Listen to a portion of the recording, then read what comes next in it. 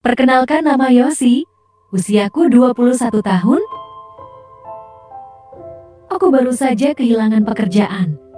Kini aku tinggal bersama kakakku dan suaminya. Awalnya aku merasa tak enak hati karena masih merepotkan kakakku. Tapi kakakku yang memaksaku untuk sementara tinggal bersamanya sampai aku mendapatkan pekerjaan lagi. Selama aku tinggal di sana, aku membantu mengurus rumah. Karena kakakku dan suaminya sama-sama bekerja.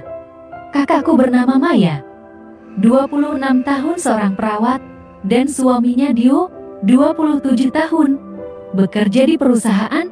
Hubungan kami sangatlah dekat karena kami berasal dari satu kampung. Aku sudah tinggal bersama mereka sudah 3 bulan lamanya. Sebenarnya aku ingin pulang ke kampung halaman karena tak kunjung dapat pekerjaan. Meskipun Maya dan Dio tak merasa keberatan aku tumpangi. Namun aku merasa tak enak karena terkadang aku harus berdua dengan Dio saat Maya jaga malam. Akan tetapi Maya selalu menyuruhku untuk tak putus asa. Akhirnya aku memutuskan sebulan lagi untuk bertahan. Jika 1 bulan aku belum dapat pekerjaan, aku akan pulang saja. Tapi baru 1 minggu, Dio mengabariku bahwa perusahaan tempat dia bekerja sedang membuka lowongan. Aku diminta untuk membuat lamaran. Aku pun mencoba peruntunganku di perusahaan itu. Pagi itu aku dan Dio berangkat bareng. Seperti biasa sepanjang jalan kita mengobrol. Entah kenapa dengan Dio pagi itu, sepanjang jalan dia menggombal.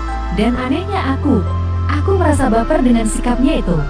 Sampai di perusahaan, Dio mengenalkanku dengan atasannya. Tak lama dia pun masuk kerja sedangkan aku menunggu interview. Setelah beberapa jam, akhirnya aku dipanggil. Aku lolos dalam interview itu. Aku pun sangat senang akhirnya aku bisa bekerja kembali. Aku pun mengirim pesan ke Dio. Aku bilang bahwa aku lolos interview dan besok aku sudah bisa masuk bekerja. Dio membalasnya, dia menyuruhku untuk menunggunya sampai jam istirahat, sekalian dia mau mengajakku makan siang. Aku pun mengiyakan permintaan Dio itu, karena sebentar lagi jam istirahat. Akhirnya Dio pun istirahat dan menghampiriku. Kita makan siang bersama di warung makan tak jauh dari kantor. Kami pun makan siang bersama. Di luar dugaan saat itu di sela makan siang, Dio mengutarakan perasaannya kepadaku. Aku kaget dengan ucapannya itu. Namun entah mengapa aku juga menerima semuanya. Aku juga mempunyai perasaan yang sama kepadanya. Selama ini aku diam-diam mengagumi Dio, tapi aku sadar dia adalah suami kakakku. Tapi setelah mendengar bahwa Dio juga punya perasaan yang sama, akhirnya aku sepakat dengan Dio untuk menjalani ini semua. Dio nampak bahagia mendengar pernyataanku itu. Akhirnya kami menyudahi acara makan siang itu. Karena Dio juga harus kembali bekerja, aku pun pulang ke rumah.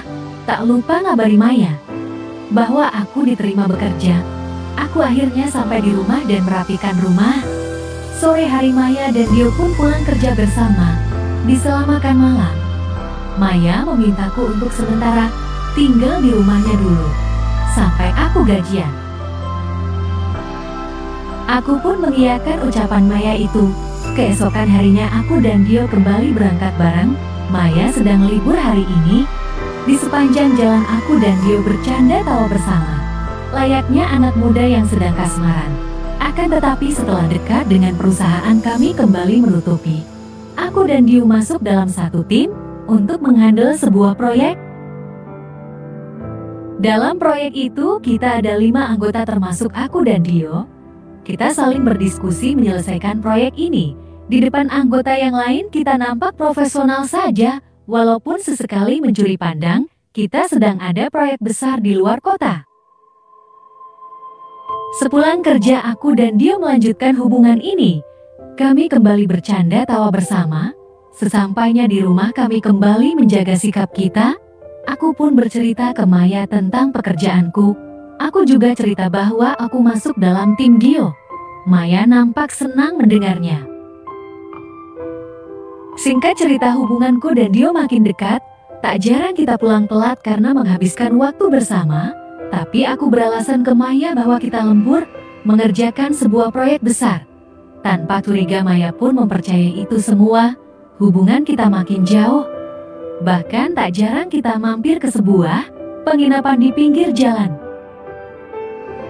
Perasaanku makin hari makin dalam. Bahkan tak jarang aku menahan cemburu saat Dio bersama Maya. Sampai di suatu ketika aku, Dio dan Wanda, salah satu tim kami, pergi ke proyek kita keluar kota. Aku pun izin dengan Maya saat itu bahwa kita akan pergi bertiga. Dan beberapa hari menginap di luar kota. Maya pun memperbolehkan itu. Akan tetapi saat keberangkatan, Wanda meminta izin tak bisa ikut karena anaknya sedang sakit. Wanda tak bisa jauh-jauh dari anaknya. Akhirnya aku dan Dio pergi berdua saja.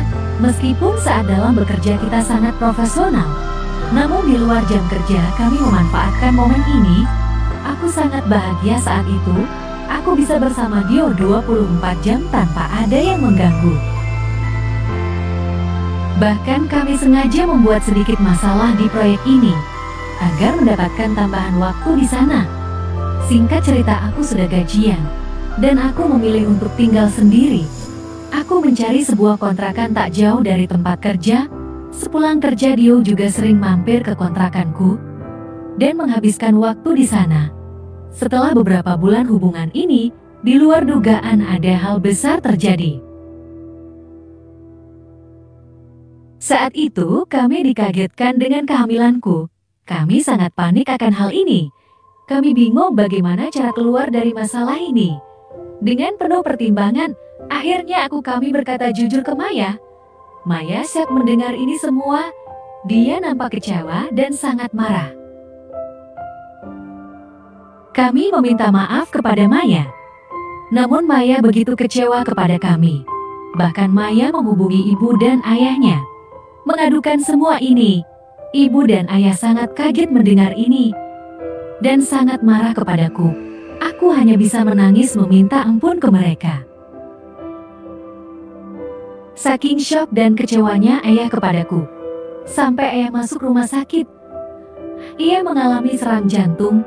Aku sangat sedih dan menyesal akan kejadian ini. Meskipun aku menangis sampai habis air mataku, namun Maya dan ibu tak memperdulikanku.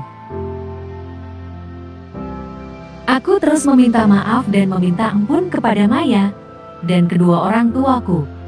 Aku menyesali semua perbuatanku ini, tapi mereka sudah sangat kecewa kepadaku. Sampai ayah keluar dari rumah sakit, akhirnya aku dan Dio dipanggil oleh Maya dan kedua orang tuaku. Maya akhirnya melepas Dio. Maya menyuruh Dio untuk bertanggung jawab kepadaku. Maya mengalah demi calon keponakannya itu. Aku sangat sedih dan mencium kaki mereka. Aku dan Dio akhirnya menikah. Namun Maya berpesan kepada kami agar kami jangan pernah menemui dia lagi. Dia sudah tak mau bertemu dengan aku dan Dio lagi. Sekian cerita ini. Terima kasih sudah menonton sampai selesai.